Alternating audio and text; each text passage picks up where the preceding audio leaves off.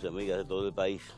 Voces de la Naturaleza está con ustedes de nuevo, como todos los jueves a esta hora. David Arias Canela, quien le habla, Paín Obreo, pues siempre conversamos con ustedes de temas ambientales y de recursos naturales.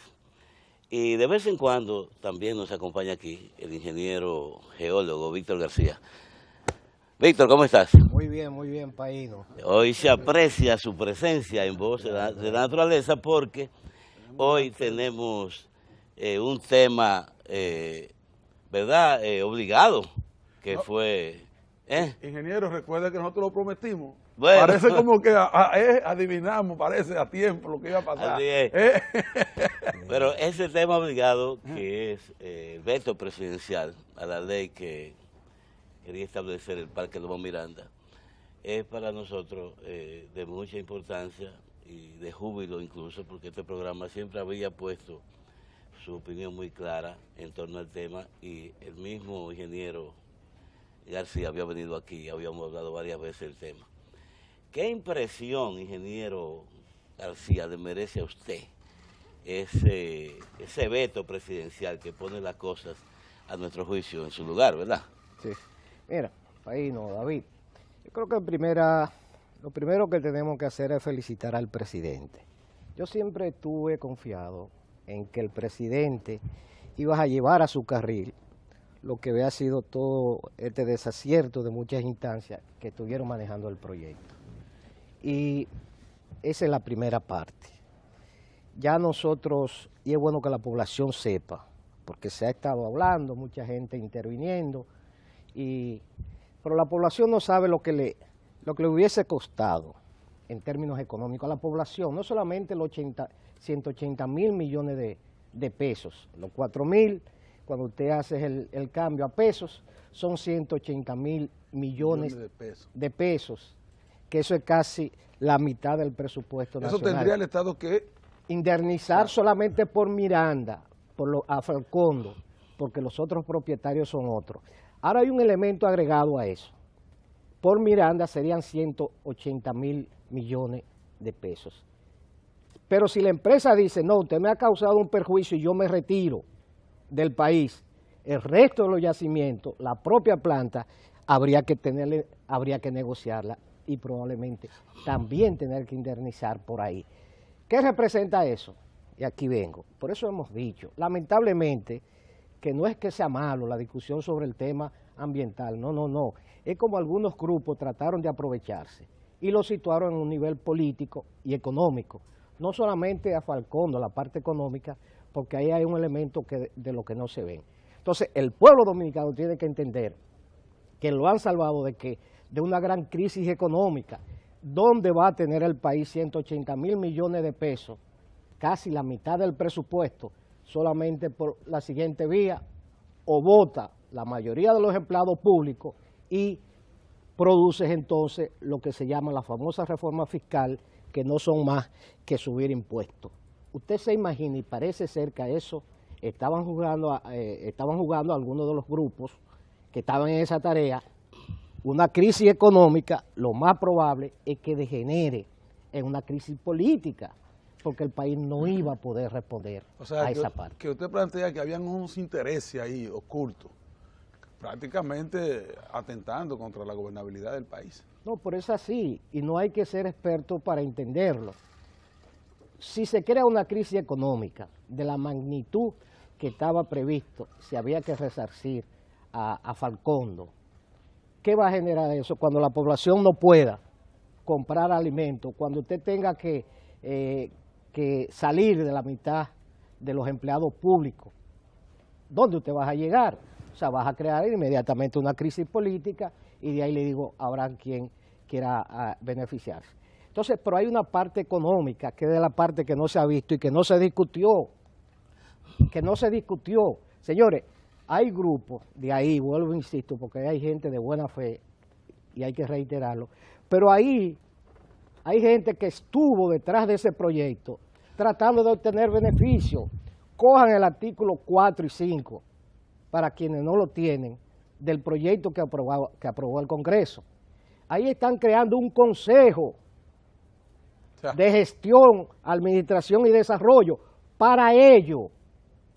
para ellos manejar lo que eran de esa ley, ¿usted sabe cuánto era? Casi 70,000 tareas de tierra.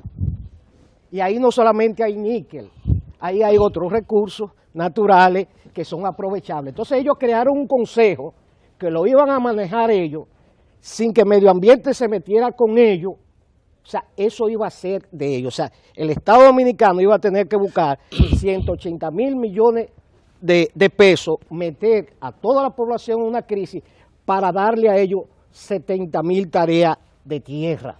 Pero además, Oye, Víctor, ingeniero, yo creo que el ingeniero merece una opinión sobre esto. O sea, este consejo, eso es legal, que se forme un consejo así a espaldas de la ley 64 Mira, y la mira, ley. lo que estamos hablando ahora es importantísimo porque son las cosas que no se ven, que no se analizan, que los grupos, incluyendo de carácter profesional, intelectual, porque los mismos congresistas le pasaron por alto esa cuestión sumamente importante, donde grupos se quieren apropiar, digámoslo así, de sustanciales propiedades del Estado, escondido detrás de ambientalistas sinceros que realmente quieren proteger los recursos naturales de la República Pero había Dominicana. de todo, porque yo vi Óyeme, gente ahí políticos, entonces, de izquierda. que no meten son dentro del proyecto de ley ambientalistas. cosas que si tú no lo analizas o para los que no tienen conocimiento no se dan cuenta de lo que hay, pero ciertamente en ese proyecto de ley que declaraba el Parque Lobo Miranda estaba escondido un artículo donde esos grupos pretendían apoderarse de la misma zona que quieren proteger como parque, autoasignársela para ellos en ese famoso Consejo de Gestión y Administración, que no está previsto de ninguna manera, en ninguna parte. Lo que está previsto en la Ley de Áreas Protegidas 20204 es una forma de administración de las áreas protegidas siempre y cuando el Ministerio de Medio Ambiente lo apruebe, que es la administración de comanejo. Es decir, aquí conocemos áreas protegidas que están manejadas de esa manera, administradas con comanejo. Usted mismo, mi amigo, ¿verdad? Arias Carrera, trabajó en la reserva Ébano Verde, es una de ellas, donde hay un acuerdo de comanejo con el Estado, pero es sobre la base de organizaciones con conocimiento, organizaciones ambientales que ya han demostrado todo un historial y que no buscan precisamente beneficios personales, sino realmente beneficiar al país a través de una adecuada administración de tareas protegidas. Pero eso lo decide el Ministerio de Medio Ambiente, no ninguna ley. Entonces, si vamos a estar estableciendo ley para superponerla sobre otras leyes, entonces no estamos en nada, realmente no estamos en nada. Exacto. Ingeniero, ya que en la población fue llevada una falsa información, la población tiene un sentimiento interno de que piensa que se va a acabar todo lo que hay ahí si se explota, o sea, pero realmente es verdad que ahí hay 250 ríos, que hay más de 300 especies endémicas, que esa parte es importante también, que aunque hemos analizado la parte política y económica y necesita mayor explicación, que le expliquemos a la población si realmente ahí hay recursos de importancia que puedan declararse como área protegida. Yo, antes de responder esa pregunta, David, permíteme completar una partecita de esta parte del Consejo. La población tiene que entender, ese consejo que iban a crear era un gobierno autónomo. Oigan eso. Óigame, creado por ley, no podía modificarse si no era por otra ley. No una ley cualquiera. No, una ley, era no una constituyente. Sino es una constituyente, la 2/3 parte era la que podía. O sea, eso iba a ser un gobierno aparte total. Y permanente. Bueno. O sea, en beneficio, una ley en beneficio de unos cuantos. Eso es imposible. Con relación a eso, David, óigame, yo personalmente, cuando comenzó la discusión, comencé a trabajar de lo que yo puedo manejar de ahí.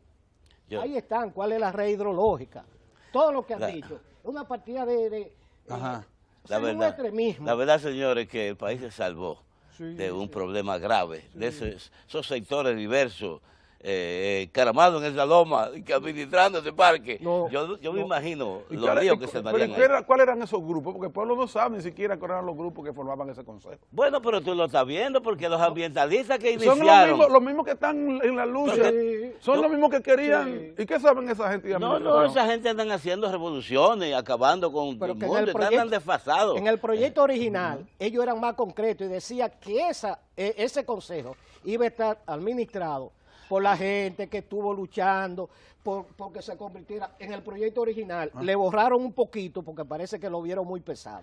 David, con relación a eso, ahí está el yacimiento, que son 4.8 kilómetros.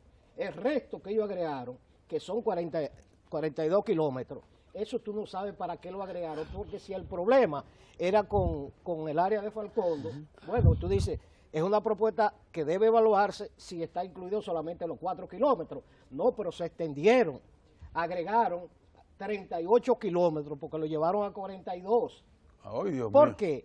¿Por qué te vas hacia allá arriba si tú lo que tienes es el temor? Entonces el resto ha sido un extremismo desde el punto de vista ambiental. ¿Para qué? Para llamar la atención de la población, de esa población que se sensibiliza con mucha razón con temas como eso. Fíjese que ellos no destinaron un minuto de toda esa discusión a un estudio. Era tan débil ese proyecto, David, que óyeme, Sí. le mandan al presidente de la República a que lo promulgue. ¿El qué? Un área. ¿En qué está el área? Nadie sabe dónde está. Ni siquiera pusieron las parcelas catastrales. No hicieron No hicieron los amarres de esto para que el Estado supiera ¿A quién? tenía que pagarle. Tú, 3 pesos, aquel, 2 pesos, porque su parcela está aquí. Pero ni siquiera eso. ¿Por qué? Porque no replantearon el campo como debía hacerse, porque tú te puedes aparecer con un título que no se sabe de dónde y decirle yo estoy afectado por eso y a mí hay que darme lo mío. Pero ni siquiera eso. Y le agrego, Paíno Bueno, y David, le agrego los linderos. Óyeme, por Dios, ¿quién va a trazar un lindero siguiendo curva de nivel? Ahí usted se da cuenta cuáles son los criterios algunas de esas curvas se profesionales. salían hasta la autopista Duarte y la cruzaban. La ¿verdad que sí? cruzaban. Sí, O sea, así mismo. un asunto altimétrico. Óyeme, para tú conseguir una curva de esa, lo voy a decir aquí, para tú conseguir una curva de esa, tú trazar los linderos que ellos dieron, quizás se necesitan 10 años. para poder ir caminando y midiendo metro por metro casi. Depredan la loma, Y porque no tú te- tienes que ir buscando. Óyeme, porque es altimétrico, no es Imagínate. como un río, es tú buscando, tanteando altimétricamente si tú puedes conseguir esa curva. Entonces, por Dios, el presidente, reitero, apegado a la ley, apegado a todos esos criterios técnicos, el presidente tomó la decisión correcta y creo que la población sensata, que la mayoría, tiene que apoyar, tiene que respaldar esa decisión del presidente. Sí, señor. El presidente de la República merece todas nuestras congratulaciones, porque ha tomado una medida que a alguna gente le parecerá equivocada, porque lleno de emoción Eso mismo, y de sentimiento, como declaró el coordinador técnico de la Comisión Ambiental de la UAS, dijo que esa ley había que aprobarla porque era un sentimiento nacional. Óigame, señores, es una cosa inconcebible que una academia como la Universidad Autónoma de Santo Domingo se dé el lujo de tener equipos ambientalistas de esa naturaleza que no acuden a la ciencia para nada, sino a la emoción y al sentimiento. Para Pero y la declarar Academia una de cosa. Ciencia, Entonces, oigan mira, eso. tú decías, David, ahorita, que si ciertamente Loma Miranda tiene condiciones para un parque, y nosotros reiteramos aquí que no tiene condiciones, ni siquiera llena un solo criterio para ninguna de las Categorías de la categoría de áreas protegidas que existen en la ley 202-204 y las categorías de área protegida que establece también la UISN, que es la organización internacional que tiene que ver con eso. De manera, señores, que realmente estamos ante un hecho que nos llena de emoción a nosotros en este momento, sí, el hecho de saber que tenemos un presidente que está atendiendo adecuadamente su cartón, su administración de la República Dominicana, porque no podía de ninguna manera pasar por alto ese disparate de ley que creaba ese Parque Miranda. Y todo el mundo aquí sabe que nosotros somos ambientalistas, consagrados desde hace más de 40 años, pero que defendemos el medio ambiente y los recursos naturales sobre la base de criterios correctos, ¿verdad? Y los recursos naturales están ahí para ser usados. Lo único que, como dice el presidente, tienen que ser utilizados sosteniblemente, si no se pueden dañar, porque la generación de además, también ingeniero, a mí me preocupa sobremanera, aunque la ley y la Constitución le da toda la facultad al Congreso de la República para someter y aprobar leyes. Una ley de esta magnitud, o leyes de esta magnitud, con una característica técnica tan específica, ¿cómo que se aprueban a espaldas de un ministerio, en este caso del Ministerio de Medio Ambiente? Yo pienso que eso hay que buscar una forma legal de que el Congreso no esté aprobando leyes sometidas por cualquiera. Sin consultar. Yo creo que lo de ahora será una gran lección para ellos, pero el programa tiene que terminar porque nos hacen la seña de que el tiempo se acabó. Pero le damos las gracias al ingeniero Víctor García y el próximo jueves a esta misma hora estaremos con ustedes. Bueno, vamos a continuar, ingeniero. Es que nos robaron más tiempo.